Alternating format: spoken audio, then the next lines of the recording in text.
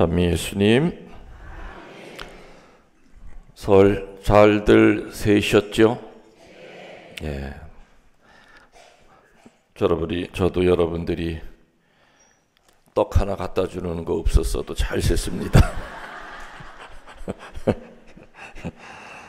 그래도 우리 사제간 살림하는 자매님이 신정 때는 쉬기 때문에 신정 때는 굶었지만 그래도 구정 때는 꼬박꼬박 밥을 해줘서 떡국도 먹고 점심에는 전도 먹고 아주 저는 신정보다 구정이 훨씬 호강을 합니다.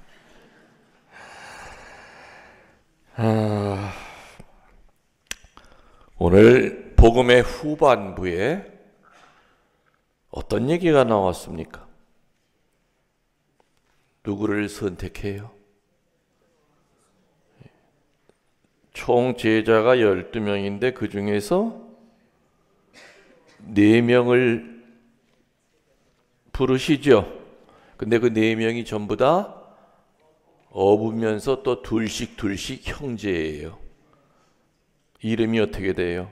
베드로와 안드레아, 이게 둘이 형제고, 또 야고보와 요한이 또 형제예요.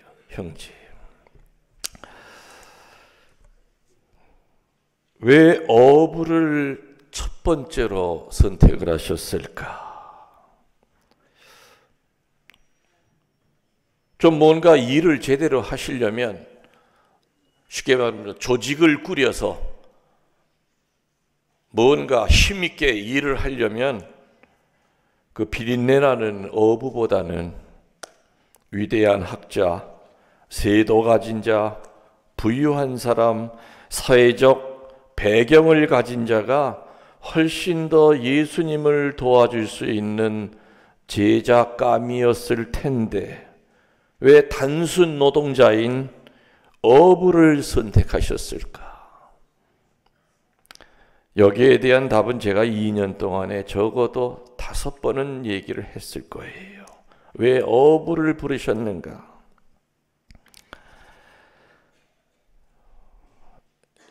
신학생이 이렇게 한 해 한 해 가면서 신학교에서 사제되는 날이 가까워질수록 고민도 깊어져요. 내가 정말 사제될 자격이 있을까? 그리고 세상에 나가서 뭘 어떻게 해야 될까?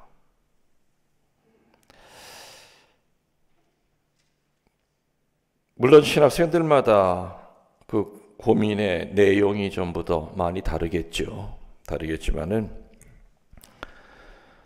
저는 사실 이 고학년이 되면서 신학교는 7년을 공부해요.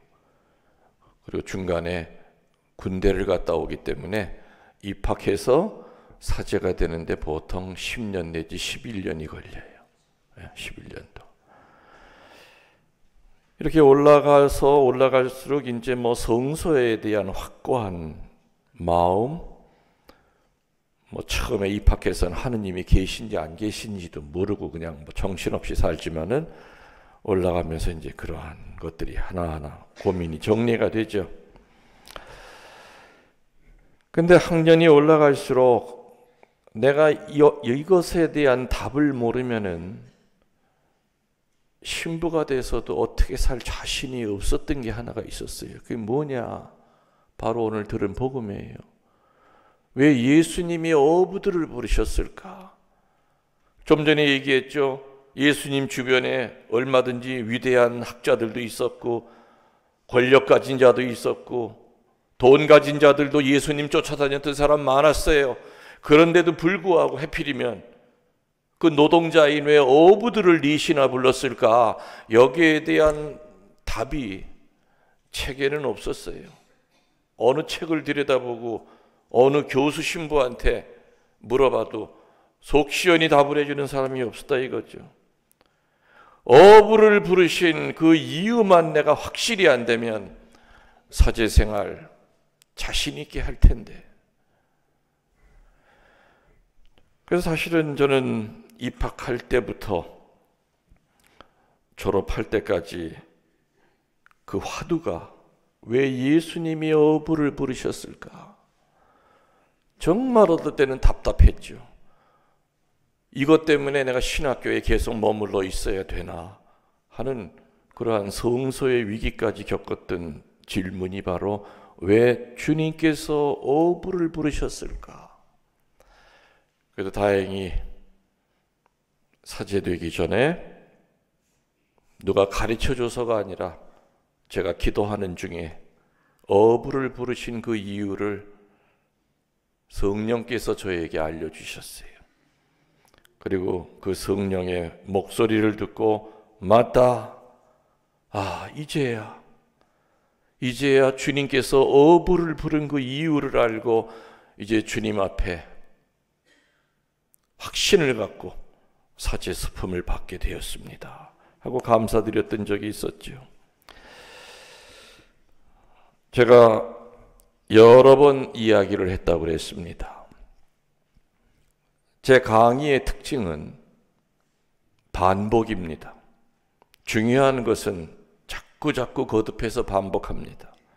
그래서 적어도 내가 여러분들과 살다가 떠난 후에라 하더라도 어떤 신앙적인 시련이 다가오고 신앙적인 어려움이 올 때 우리가 쓰는 무기는 많이 필요 없어요. 그래, 신부님 계셨을 때 아주 귀에 못이 박히도록 가르쳐 주셨던 그게 바로 신앙의 무기가 될 수 있죠. 어려움이 올 때 우리들은 복잡한 무기 많이 필요 없습니다. 정말 단순하게 그래, 주님께서 어부들을 부르신 이유를 신부님이 설명해 주셨고 맞다, 지금 내가 그 셋 중에 하나의 위기에 봉착해 있구나. 자, 기억나시는 분들, 어부를 부르신 첫 번째 이유가 뭐라고 그랬습니까? 무소유 때문에 그렇다. 어부들에게는 자기 거라는 게 없었습니다. 갈릴리 호수가 자기 게 아니지요. 어부들에게는 건장한 몸뚱아리와 낡은 그물과 낡은 배 한 척, 그러기 때문에 가진 것이 없기 때문에 예수님이 너 나 따라오너라 했을 때 이런 말 저런 말 궁시렁거릴 건더기가 없었습니다. 다시 말하면 많이 가진 자일수록 주님 따르는데 포기하는데 시간이 걸립니다. 농부를 부르면은 그 농부는 아이고 저 같은 사람 보잘것없는 농부를 불러주셔서 감사합니다. 근데 주님, 제가 주님을 따르려면 이 논도 팔아야 되고 밭도 팔아야 되고 이것저것 가지고 있는 게 꽤 돼요. 복덕방에도 내놔야 되고 그러니까 하여튼 제가 따라가기는 따라가는데 조금 시간이 걸릴 겁니다. 그러니까 혹시 저기 주님 휴대폰 번호 하나만 찍어주시면 제가 찾아 나서겠습니다. 많이 가질수록 예수님 따르는 게 힘들다는 거죠.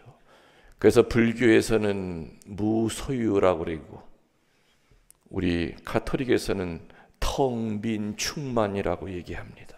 뭐라고요? 그죠.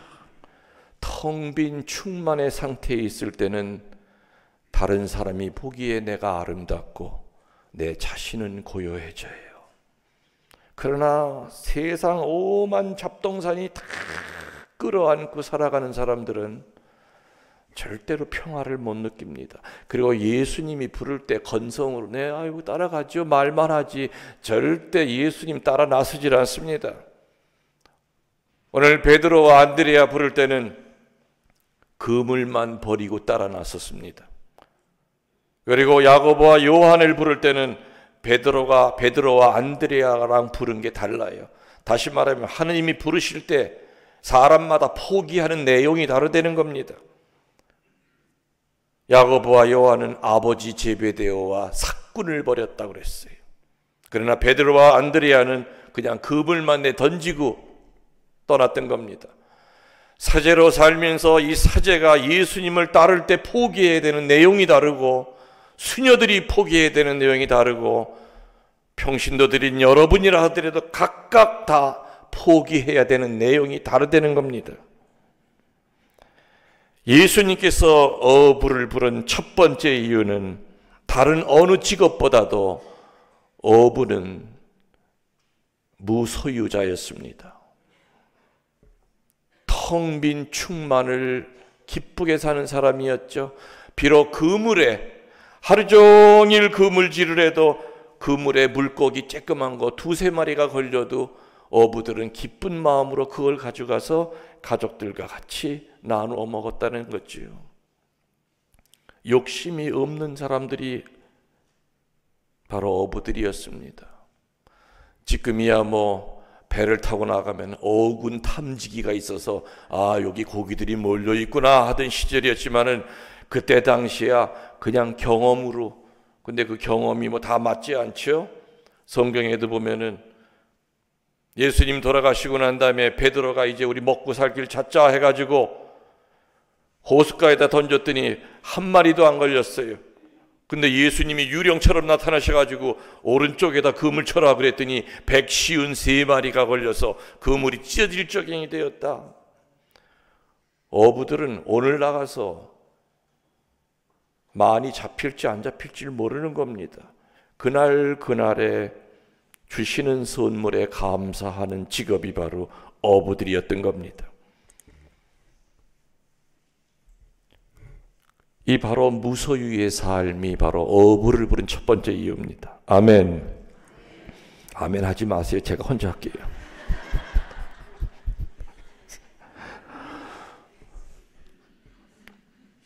두 번째 이유는 왜 어부를 불렀을까요? 두 번째 이유는 공동체성입니다.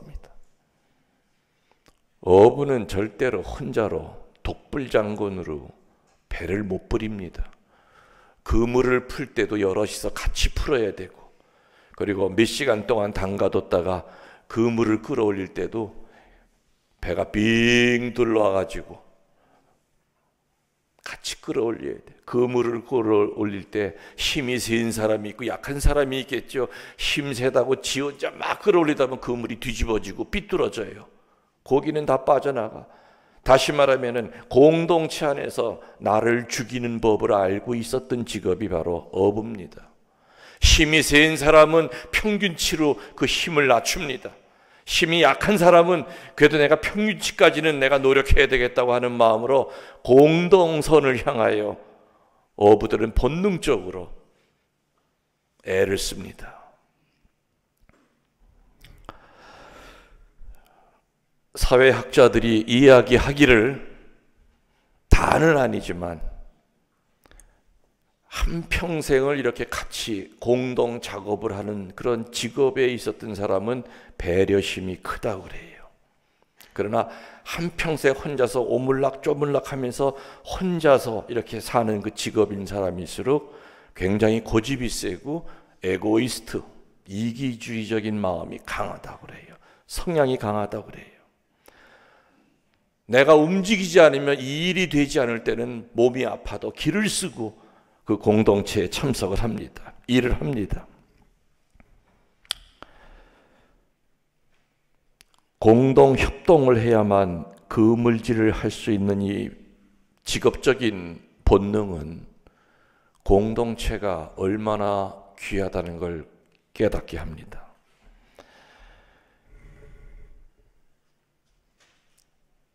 김웅열 신부가 올 한 해 우리 서운동 교우들에게 바라는 것이 있다면, 그리고 적어도 그 점이 성숙되기를 바라는 것이 있다면 올해는 뭐냐? 소공동체들이 좀 성장을 하면 좋겠다. 소공동체가 뭡니까? 제일 작은 단위가 뭡니까? 반모임입니다. 그 다음에 구역, 반이 모여서 구역이 됩니다. 구역이 됩니다. 어떤 반은 참 잘 됩니다. 어떤 반은 정말 지겹게 안 됩니다. 모이래도 안 모입니다. 소공동체는 세포입니다. 세포가 모여서 살이 되고 그 다음에 뼈가 만들어지죠. 아무리 서운동 신자들이 1년 내내 허장성세에 많은 행사를 한다 하더라도 세포가 죽으면은 몸뚱아리에 자꾸 뭐가 썩어 들어갑니다. 이 소공동체의 모임은, 거기에 참석하는 것은 옵션이 아니라, 다시 말하면 선택사항이 아니라 필수요 의무입니다. 본당의 레지오 간부들, 평협회 임원들 제일 먼저 앞장서서 소공동체 모임, 거기에 전력을 다하시기 바랍니다. 잘 안 되는 반이 있으면은 제가 특별 관리로 들어가겠습니다. 조직의 쓴맛을 보실 겁니다. 그러니까 조직의 쓴맛을 보기 전에 알아서들 반모임에 참석하십시오. 반모임에서 잘난 사람, 못난 사람이 어디 있습니까? 가진 사람, 못 배운 사람이 어디 있습니까? 예수님이 어부를 부른 이유는 바로 그 공동체성. 그리스도교는 애초부터 개인으로부터 시작이 된 종교가 아니라 12명이라고 하는 공동체로부터 시작이 됐다고 그랬죠. 예수님을 따라다녔던 군중들은 예수님에게 얻어먹을 거 있으면 다 얻어먹고 뿔뿔이 흩어진 겁니다. 그러나 제자들은, 생사고락을 같이 하는 제자들은 예수님을 안 떠났습니다. 우리 교회의 구성원들은 군중이 돼서는 안 됩니다. 미사 끝나면은 썰물 빠져나가듯이 쫙 빠져나가고 자기 반에서는 전혀 공동체성이 전혀 없다 그런다면은 나그네입니다. 이 소공동체에 우리가 적극성을 띠지 않으면은 성당 10년, 20년을 다녀도 저 사람 우리 교우긴 교우지 모릅니다. 세포가 죽으면 언젠가는 암에 걸립니다. 맞아요, 틀려요? 그게 시작입니다. 올 한 해 동안 우리 본당 신자들은 천국문 앞에 적혀있는 프레카드처럼 개인 사절, 단체 환영이라고 하는 그 프레카드처럼 공동체 안에서 하나가 되기를 간절히 당부드리고, 올 저의 사목방향도 소공동체의 활성화에 집중할 겁니다. 어부를 부르신 두 번째 이유가 공동체성이라고 그랬습니다. 공동체 안에서는 나를 죽여야 공동체가 삽니다. 예수님이 바보처럼 사셨던 것처럼, 예수님의 삶이 걸레처럼 사셨던 것처럼 더러운 거 닦아주고 누가 밟아도 그냥 받아들였듯이. 세 번째로 예수님이 어부를 부른 세 번째 이유는 종말론성입니다. 뭐라고 그랬습니까? 그렇죠. 어부의 직업이 위험한 겁니까? 안 위험한 겁니까? 그럼요. 지금도 수만 톤짜리 배가 바다에서 행방불명됩니다. 쓰나미가 한번 치면 그 쇳덩어리 배가 반토막이 납니다. 어부라고 하는 직업은 위험하면서, 옛날부터 바닷가에는 누가 많았어요? 과부들이 많았어. 맞죠? 하도 많이 죽으니까. 갈릴리 호수에 풍랑이 일 때 배 띄우는 어리석은 인간이 어디 있습니까? 잔잔할 때 어부들은 갈릴리 호수에 배를 띄웁니다. 근데 이 갈릴리 호수가 이게 웃겨. 갈릴리 호수 서쪽 편에 계곡이 있어요. 근데 그 계곡을 따라서 서풍이 한번 거세게 불면 그 바람의 힘 때문에 잔잔하던 유리 같던 갈릴리 호수가 뒤집어져요. 그때가 되면은 어부들은 할 수가 없었죠. 그 당시 무슨 엔진이 있어가지고서 배를 갖다 빨리 도망칠 수 있는 것도 아니고 그냥 배전만 붙들고 하느님 살려주세요. 하느님 제발 살려주세요. 오늘 내 두 다리로 저 땅만 좀 밟게 해주세요. 자꾸 파도가 육지로부터 멀게 해. 아이고, 내 가족들이랑 멀어지는구나. 오늘이 죽는 날이 아닌가. 어부는 항상 위험에 처해 있기 때문에 신체험을 많이 합니다. 다시 말하면 하느님 체험을 많이 합니다. 그리고 인간의 약함이 얼마나 깊은지를 깨닫습니다. 오만방자하게 살던 인간이 고속도로에서 대형 사고를 당합니다. 많은 사람이 그 자리에서 직사합니다.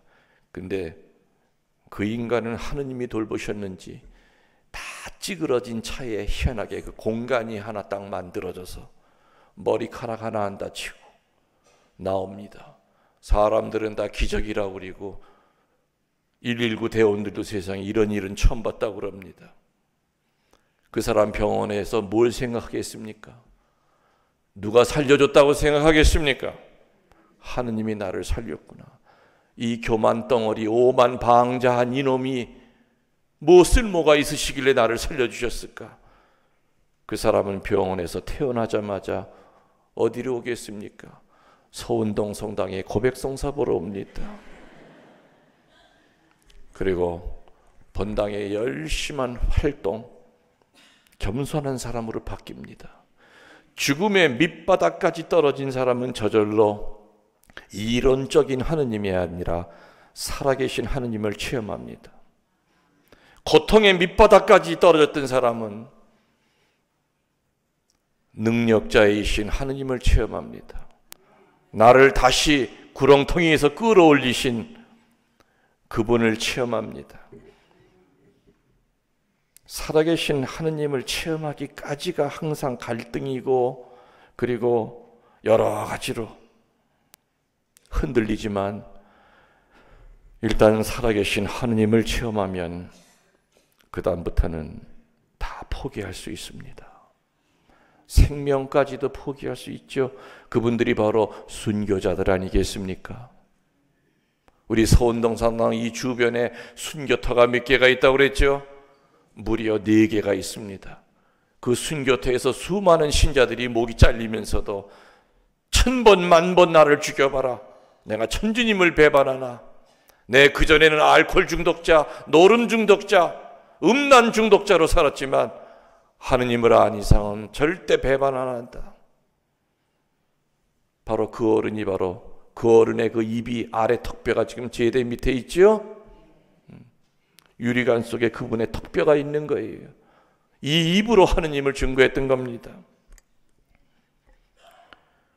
믿는 자들의 삶은 하루하루를 마지막으로 알아야 산다고 그랬습니다. 성인 성녀들이 우리와 다른 것은 그분들은 내일은 하느님이 주셔야 있는 날이에요. 오늘 아침에 눈 뜨면 오늘 하루가 내 생애의 마지막이라고 알고 살았습니다. 하루밖에 안 남아있다고 그런다면 죄 지을 시간이 어디 있고 모여 앉아 누구 험담할 시간이 어디 있고 포기 못할 것이 어디 있고 못 내놓을 것이 어디 있고 내가 잘못한 것이 눈꼽만큼도 없어도 상대편한테 내가 잘못했다는 말 못할 이유가 없습니다.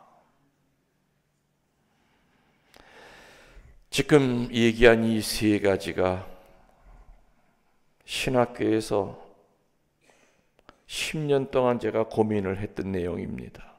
그리고 이 답을 안 겁니다. 첫 번째가 어부를 부른 이유는 무소유성이다. 하느님 외에는 다 포기하려는 겁니다. 그러면 하느님께서는 알아서 주신다는 겁니다. 그러나 하느님을 밑으로 내려놓고 위에다가 자식을 올려놓고 내 몸뚱아리를 올려놓고 돈을 올려놓을 때는 그러면서도 또 하느님은 밑으로 내려놓으면서도 하느님의 축복을 청한다면 이건 넌센스입니다. 주시는 분을 그렇게 개무시하면서 어찌 그분에게 달라고 그럽니까? 하느님 외에는 포기하는 것이 바로 무소유입니다.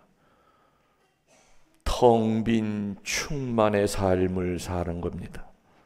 그리고 공동체성이라고 했습니다. 3번째는 종말론성이라고 했습니다. 어부를 부른 이 세 가지 이유는 비단 그 12 제자에게만 해당되는 것이 아니라 그 이후에 세례받은 모든 사람들은 이 세 가지의 의무요 권리를 지니고 살아가게 됩니다. 이 세 가지 중에서 내가 어느 거 하나라도 소홀히 한다면, 어느 거 하나라도 묵상하지 않는다면은 우리는 말 그대로 종교인이지 신앙인은 안 될 겁니다.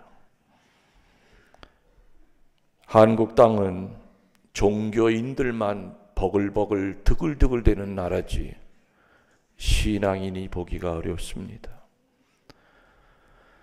제가 이곳에서 사목을 하고 떠날 때 제가 간절히 바라는 소망이 있고 기쁨이 있다면은 내가 올 때는 종교인으로 살았던 교우들이 제가 떠날 때는 신앙인으로 바뀌기를 간절히 소망합니다. 오늘 예수님께서는 어부들을 부르시고 난 다음에 그 세 가지 이유 때문에 어부들을 부르셨다는 거 머리에 새기십시오. 세 가지 무서 이유. 욕심이 생길 때마다 나를 부르신 첫 번째 이유를 기억하십시오. 공동체 안에서 어울리기 싫을 때마다 나를 부르신 두 번째 이유를 기억하십시오. 그리고 마냥 내 삶은 무한하다는 착각을 가질 때마다 어부를 부르신 그 세 번째 이유를 기억해내십시오. 예수님은 부르시고 난 다음에 뭐라고 그러셨습니까? 나는 너희들을 사람 낚는 어부로 만들겠다. 물고기 잡는 어부가 아니라 뭐 낚는 어부요?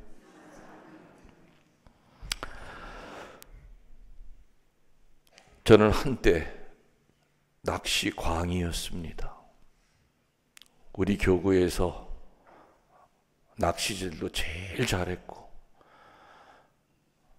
미사 끝나고 나면 오후가 되면은 낚싯대 챙겨가지고 밤낚시를 하러 갑니다. 밤새 그 청승을 떨면서 라면을 끓여 먹고 하여튼 그래도 재밌었어요. 하여튼 낚시질이 그렇게 재밌었어요. 그리던 어느 날 내가 꿈에도 그리던 거의 1m에 가까운 잉어를 한 마리 3시간 동안 싸우면서 그걸 끄집어냈어요. 어느 저수지에서 사투를 벌여가면서 정말 애기 몸뚱아리만한 잉어 한 마리를 끄집어냈어요. 옆에는 이제 그 어탁이라고 그러죠? 이렇게 잉크 칠해가지고 먹물 칠해서 이렇게 종이까지도 한지도 딱 펼쳐놓고 얼마나 큰지 걔를 놓칠까봐 이렇게 내 품에 안았죠. 앉는 순간 안고서는 걔 몸에다가 먹물을 이렇게 발랐습니다. 죽기 전에 이걸 한지에 놓고 그냥 딱 본을 뜨려고. 그래서는 먹물을 바른 채로 한지에다 이렇게 내려놨더니 버덕거리지 않습니다. 근데 깜짝 놀랐어요. 그 잉어의 눈에서 눈물이 나와. 까만 눈물이 흘러내리는 거예요. 그 먹물 눈물이 훌쩍훌쩍 우는 거예요. 저는 봐도 그냥 물이 아니라 분명히 눈물이었어요. 까만 눈물이 떨어져 한지 위에 뚝뚝. 제가 그날 그 우는 잉어를 보고 충격을 받은 겁니다. 저는 그대로 잘 닦아서 죄송합니다. 이 저수지에서 오랫동안 사십시오. 잉어 놓고 그다음에 어떻게 했는 줄 압니까? 그 다음에 잉어 풀어주고 낚싯대를 그 자리에서 다 꺾었습니다. 다 꺾었습니다. 그 비싼 낚싯대를 다 꺾어가지고 쓰레기통에다 다 버리고 오고 아예 낚시 가방째다 버리고 왔습니다. 그리고 오면서 제가 결심한 게 이제부터는 잉어 낚는 어부가 아니라 물고기 잡는 사제가 아니라 이제부터는 사람 낚는 사제로 살겠다. 박수 좀 치라고.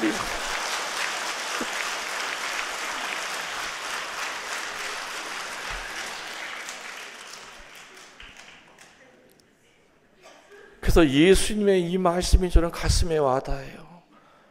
그때까지는 신자들 낚는 거 별 관심 없었어요. 근데 그 이모의 눈물 때문에 이제부터 나는 사람 낚는 사제가 되겠다. 사람 낳는 어부가 되겠다.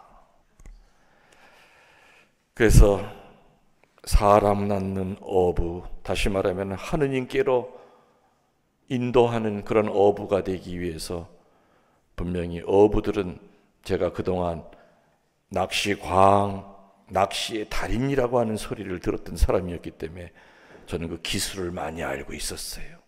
마찬가지로 고기 낚을 때와 같이 사람을 하느님께로 인도할 때도 분명히 원칙이 있다. 첫 번째, 어부는 인내심이 있어야 됩니다. 어부는 고기가 걸릴 때까지 끈기 있게 기다리는 것을 배워야 합니다. 사람 낚는 선한 어부도 인내를 가져야 됩니다. 성급한 결과를 거두려 해서는 안 됩니다. 그 물속에 있는 물고기도 그렇게 긴 시간 동안 잡기가 어려운데 하물며 한 사람의 영혼을 하느님께로 인도하는 게 그게 쉽다면 누구나 다 합니다. 인내심을 가지고 계속해서 사랑을 보여주고 그리고 하느님께로 하느님의 선하심을 보여주려고 하는 끊임없는 그 인내의 끝은 그 사람의 구원이 될 겁니다. 두 번째로 어부는 뒤로 물러서지 않는 불굴의 정신이 있어야 됩니다. 어부는 어떤 경우에도 결코 실망하지 말아야 됩니다. 항상 다시 시도하려는 자세와 의지와 용기가 필요합니다. 대문 앞에서 면박을 당했다 하여 저 사람은 내 머릿속에서 X표가 돼서는 안 됩니다. 끊임없이 두드려야 됩니다. 불굴의 정신을 가지고 담대한 마음을 가지고 뒤로 물러서면 안 됩니다. 세 번째로 어부는 고기를 낚을 그 시기를 분별할 줄 알아야 됩니다. 분별입니다.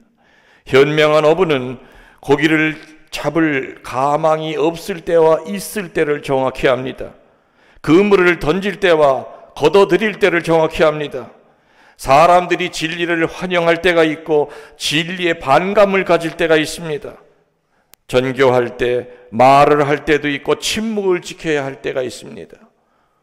어부는 고기 잡는 그 정확한 포인트를 분별할 줄 압니다. 네 번째로 어부는 고기에게 맞는 미끼를 잘 써야 됩니다.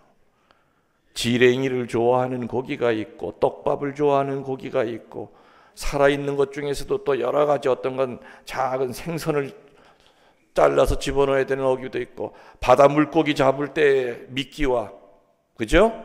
민물 고기 잡을 때의 미끼가 전혀 다릅니다. 이 사람에게는 신부님의 강론을 전하면 되겠다. 이 사람은 책을 많이 보는 사람이니까 책을 선물하면 되겠다. 이 집에는 1년 동안 내가 평화신문을 갖다 구독하게 해야 되겠다. 전부 다 미끼가 다릅니다. 바로 사도는 여러 사람에게 내가 여러 모양이 된 것은 여러 사람들을 구원하기 위함입니다.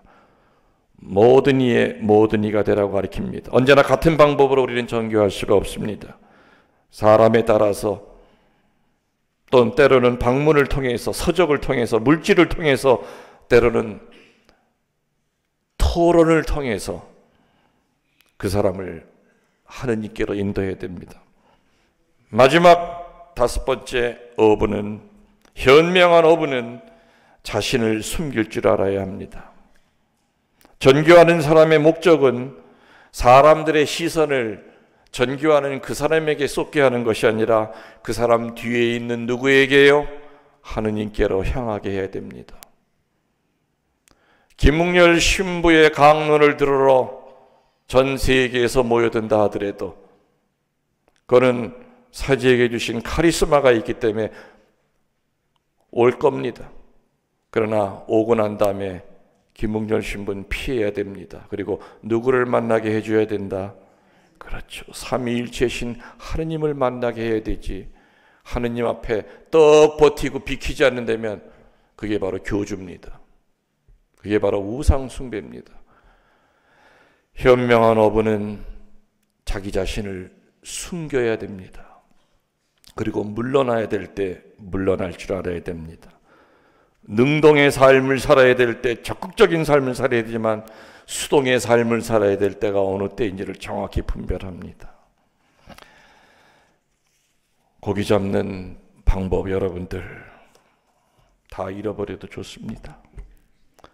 하지만 서두에 얘기했던 주님께서 어부를 부른 그 세 가지 이유, 첫 번째 무소유, 두 번째 공동체, 세 번째 종말론적. 이 세 가지는 세례받을 때 바로 우리들이 죽을 때까지 이 세 가지를 목표로 살아야 된다는 것을 명심하도록 합시다. 아멘.